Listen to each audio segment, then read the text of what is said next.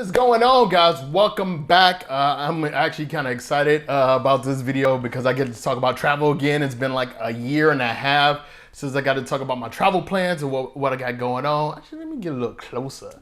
Hold on, let's slide this in. Right there, baby.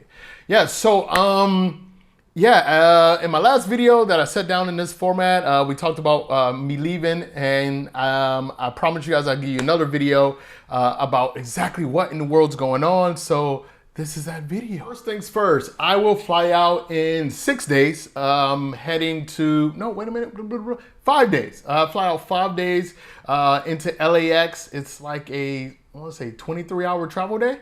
I've done worse. So it's like a 23-hour travel day from Bangkok to Dubai, and then Dubai to LA. And I'll get there the morning of next Wednesday. Yeah, next Wednesday morning, I believe it is. And the very first thing I'll be doing is getting my rental car and going into a Walmart or Costco or CVS and getting my first vaccine shot. But this is where I've been still doing some research on the vaccines. And if you guys know any information, please comment below. So I'm in this weird situation where I might need to get the Pfizer and the Johnson & Johnson because I've got to go to work in Europe, and we'll get to that a little bit later. But a lot of the places in Europe, a lot of countries I'll be going to, they have this 2-week rule where you have to be outside of the country from the time that you got your final shot. With Johnson & Johnson, since it's one and done, I can land in LA, get my Johnson & Johnson, do my 3 weeks in the US, and then fly off to my job. But with Moderna, or Pfizer, excuse me, I can get the Pfizer shot. I've got to wait 21 days before I get my second shot, and that's the 3 weeks up. So I'm still navigating that, but the point is, one way or the other, by the time I leave the United States, I will be fully vaccinated. Now, I know a lot of people are anti-vax. I am not one of those guys. I do recreational drugs, and I'm like, I don't know where that shit comes from. I'm joking. Don't turn me in, guys. Wink, wink. But a lot of places will end up going into this vaccine passport system. I believe the UK's already announced it. I know they're playing around with the idea that you can't go to like clubs and bars unless you have proof of vaccination.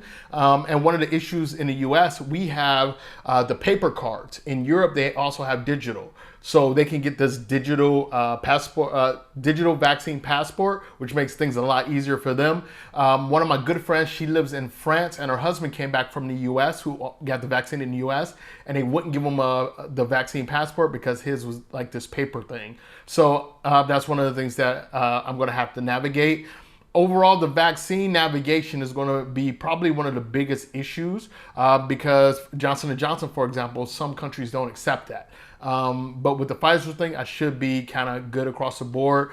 Any country that's allowing tourists in, fully vaccinated tourists, I'll be fine with the Pfizer. I haven't seen one place that said they're not taking the Pfizer. So yes, I will be getting vaccinated. I get that question all the time. I'm 100% behind the vaccine. And the next thing I'm super excited about is I actually get to start training again. A lot of you guys know I was training for powerlifting competitions for the last year and some change, but unfortunately, the way Thailand's been with the vaccine and the lockdowns and everything randomly closing and opening and closing, training has been an absolute nightmare. I'm not sure if I can actually keep up any kind of real powerlifting training on the road because I'm probably only going to have maybe 3 days a week to actually really train hard. And hopefully that's actually enough. I can find some really good gyms. There's some fantastic gyms all around the world, especially in Europe.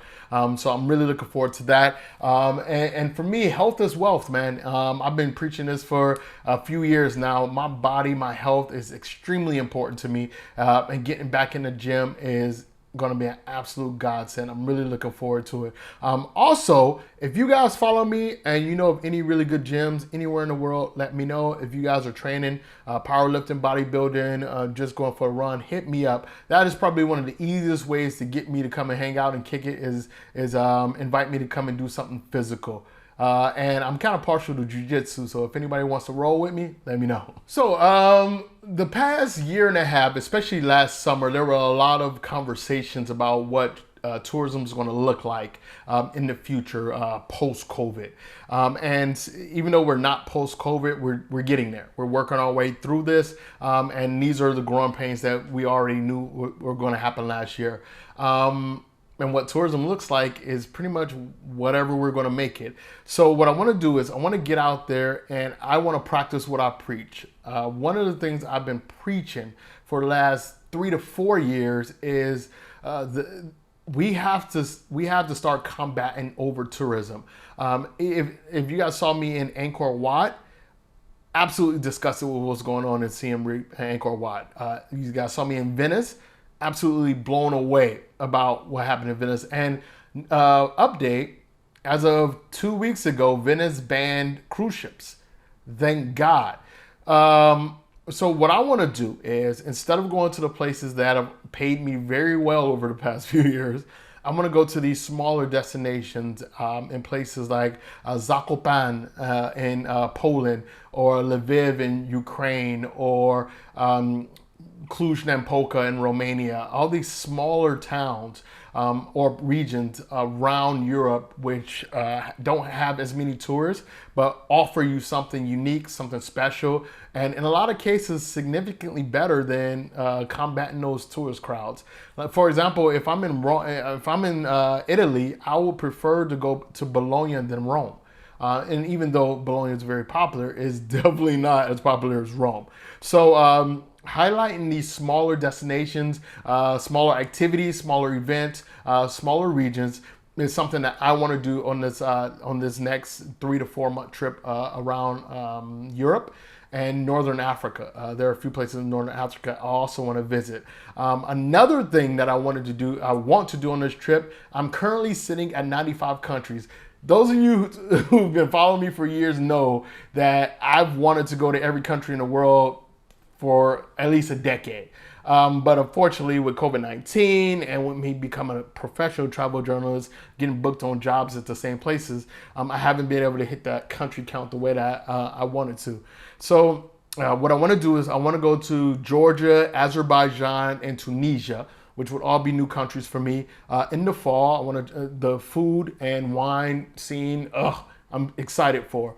And I've always wanted to save countries number 99 and 100 for Australia and New Zealand. That's kind of like a special little thing. And hopefully we can pull that off this year, but we shall see. So if you follow me on Instagram, you know I actually do this quite a bit, but I don't do it here on YouTube, excuse me. I want to collab with locals a lot more. I love Anthony Bourdain like pretty much everybody else. And the one thing that I loved about Anthony Bourdain is if you look at his episodes and how he presents places, he doesn't say that much. Like, it's not about him. Usually when he's speaking to someone else, learning from them about their place, or he's highlighting someone else. And that's what I want. That's what I've always wanted to do with my work, and take the focus off me. The minority nomad is me, but it's more about my experiences and the people I interact with and I meet. And for me, my best content comes when I'm with locals, highlighting them, what they're doing in life, and what they think. And how they view the world. And that's been the absolute best part of my travels around the world. So I wanted to spend more time highlighting not only local people and local communities, but local influencers and content creators. Those people who don't necessarily have these massive followings, but they have that they have those generations of knowledge about a place and things to do and people to see. And if you guys know of any local, any influencers throughout Europe who are just getting started in content creation, or who are really looking to do collaborations with a foreigner or a tourist like myself, please comment below, let me know, reach out to me on Instagram, let me know if you happen to see this video, influencers, because I would absolutely love to hang out with locals pretty much everywhere I'm going in Europe on this trip. If you look at my last Instagram post, I think I posted it, my Instagram feed post, I think I posted it on sometime in maybe June, I think, June or July, something like that. It was talking about my decision to stay in Thailand and not travel. And part of that came from the comfort that I got from being here on the ground while the rest of the world was locked down. I was content. I became content. I was happy with where my life was. I'm blessed to be in a place where I don't have to work for the rest of my life. I'm blessed in that way. Um, and I was happy. I was legitimately happy. Gyms were open, restaurants were open. I had absolutely everything that I needed here. And when all those things were taken away, I realized the one thing that I've always valued above anything else is my freedom, the ability to explore, to see the world, and report back to you all, and to be a kind of an ambassador for my community, as well as highlight the things that need to be highlighted, the people, the places, the issues around the world. uh, and I want to get back to that. I want to respark that passion that I had, before it was about the money. For me, in 2018 and 2019, travel journalism was about the money. I went where I was paid to go. I went where I knew that I can go and create content and sell it later to different publications. And that kind of got me away from doing the things that I absolutely love to do. It made me start disliking travel, and I preferred to be off the road, which is why COVID, the lockdown didn't really impact me as much as it did a lot of people. I want to get back to that. I want to get back to what I love. I want to get back to exploring. I want to get back to discovery. I want to get back to learning. I want to get back to the adventure of what we do. And I want to get back to traveling because of the beneficial nature of travel. I think we all woke up a little bit in the last year and a half to how blessed we are. And I mean us as content creators or influencers, whatever you want to call us. When you have that freedom taken away and you've had it for so long, you start to really appreciate it. And I wanted to apologize. I want to apologize because a lot of my work and a lot of my travels became really about the money, and I wasn't showing you guys the stories and the events and the people that I wanted to show you before. So with that, I'll be making a drastic shift in the content that I'm creating from those places that I've been a million times over the years to these different destinations and different events and projects. So I hope you guys come along for the ride. I'm super excited. Currently, I have several really exciting projects in the pipeline for Europe, including a lot of amazing food and a lot of amazing content creators who've already said they would love to be part of this project. So I'm looking forward to what we can create. So the future is going to be bright. I will be on the road starting in next week, all the way until the end of November, beginning of December. We'll see. And hopefully you guys stick around. So as usual, leave the world better than you found it. Thank you so much for watching this video. I look forward to creating some amazing content for you in the future. I'll see you guys next time.